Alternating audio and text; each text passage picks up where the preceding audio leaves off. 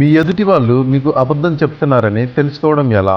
ఎవరైనా మీతో అబద్ధం చెప్పేటప్పుడు వాళ్ళ బాడీ లాంగ్వేజ్ని చూసి ఈజీగా కనిపెట్టవచ్చు. సైకాలజీ ప్రకారం ఈ 3 ట్రిక్స్ నోట్ చేసుకోండి.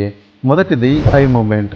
సాధారణంగా ఎవరైనా అబద్ధం చెప్పేటప్పుడు కథ అల్లడానికి వాళ్ళు కళ్ళు కుడివైపు పైకి చూస్తాయి. అలాగే కొందరు దొరికిపోకూడదని మీ కళ్ళల్లోకి వింతగా గుచ్చి గుచ్చి చూస్తారు. రెండవది నోస్ టచింగ్. అబద్ధం చెప్పేటప్పుడు వచ్చే టెన్షన్ వల్ల ముక్కు దగ్గర ఉండే నరాలు కొద్దిగా దురదపడతాయి.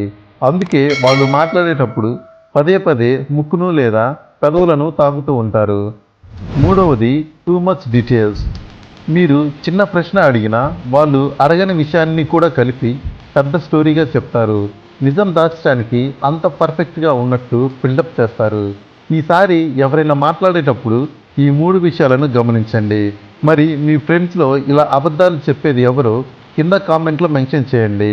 ఇలాంటి మైండ్ బ్లోయింగ్ ఫ్యాక్ట్స్ కోసం వెంటనే మన ఛానల్ని సబ్స్క్రైబ్ చేసుకోండి.